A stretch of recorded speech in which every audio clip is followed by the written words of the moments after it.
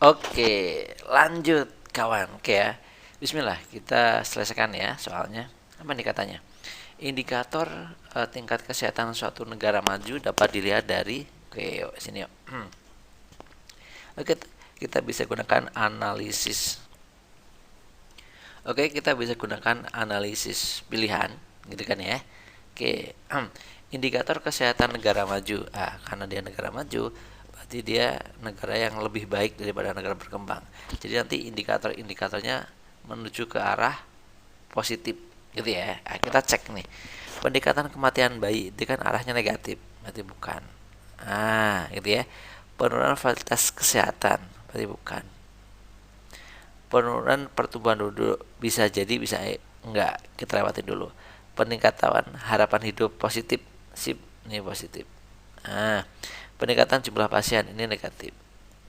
Oke ya, yang pasti jelas positif yang mana? Yang D.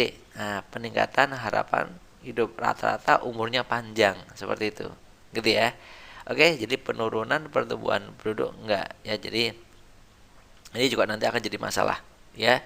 Oke, sip, itu dia. Itulah salah satu ciri indikator kesehatan negara maju. Cakep. Gitu ya. Jadi kalau kalian nggak hafal poin-poin di sebuah jawaban misalnya gitu atau sebuah pernyataan, kalian bisa analisis jawabannya. Itu cara yang paling mudah.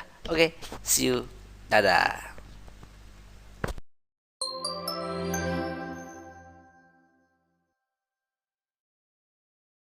Oke, lanjut ya. Oke, kawan, kita baca soalnya. Beberapa contoh dari karakteristik dari negara berkembang kecuali, berarti bukan ya, bukan yang karakteristiknya. Oke, jawab. Kita analisis. Oke, negara berkembang itu berarti dia lebih kurang daripada negara maju, gitu ya. Oke, kita coba analisis karakteristiknya. Oke, sebagian besar pekerjaannya masyarakat sebagai petani. Bisa jadi iya, bisa jadi enggak. Kalau kalian bingung misalnya gitu ya. Tingkat tingginya tingkat pengangguran. Oke. Nah, betul ya. Memiliki ketergantungan terhadap negara maju. Oke. Berarti cari yang positif nanti kita carinya. Tingginya angka kelahiran. Oke. Pendapatan per kapita tinggi. Enggak. Nah, ini positif nih. Jadi artinya ini maksudnya di negara maju ya.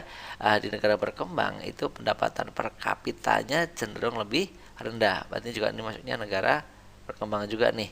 Nah, sebagian besar pekerjaan masyarakatnya pertanian. Walaupun bukan berarti pertanian itu lebih jelek, enggak gitu ya. Ini hanya indikatornya aja gitu ya. Bukan berarti pertanian itu jadi usaha yang tidak bagus di mana yang lain, enggak gitu ya. Itu hanya indikator.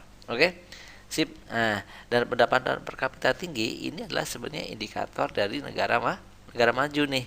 Apa sih pendapatan per kapita itu? Pendapatan per kapita itu adalah pendapatan rata-rata penduduk gitu ya. Jadi pendapatan seluruh penduduk berapa terus dibagi dengan jumlah penduduk gitu ya. Itulah pendapatan per kapita. Kalau di negara maju rata-rata pendapatan per kapitanya sudah tinggi dibanding negara berkembang. Oke, cocok, mantap gitu ya. See you, dadah.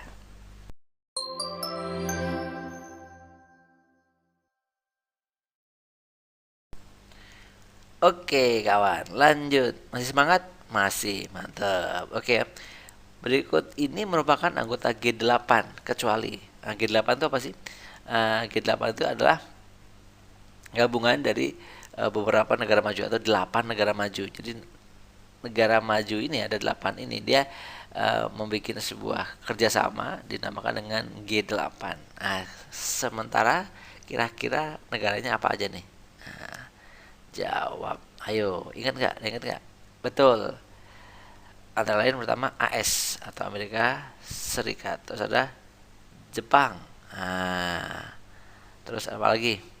Betul, Inggris. Dia Inggris. Terus siapa lagi? Betul, Prancis, Jerman, gitu kan ya. Prancis, perapatan si habis, ya kan? Jerman, jajar kauman, Jerman. Mari gimana? Jerman. Berapa tuh? Satu, dua, tiga, empat, lima. Tiga lagi. Mana lagi coba? Itali. Itali. Gimana Itali? Itali. Terus sama lagi Kanada ya. Kanada, Kanada, Rusia. Nah, sip. Cek di pilihan ganda yang nggak ada yang mana? Kan ini pertanyaan kecuali, berarti nggak ada. Jepang, Jepang ada. Inggris, Inggris ada. Prancis, Prancis ada. Spanyol nggak ada. Jerman, Jerman ada. Sip, mantap. Berarti nggak ada Spanyol. Masuk Spanyol nggak masuk di G8. Walaupun dia juga negara maju, gitu ya. Oke, mantap. See you. Dadah. Semangat kawan.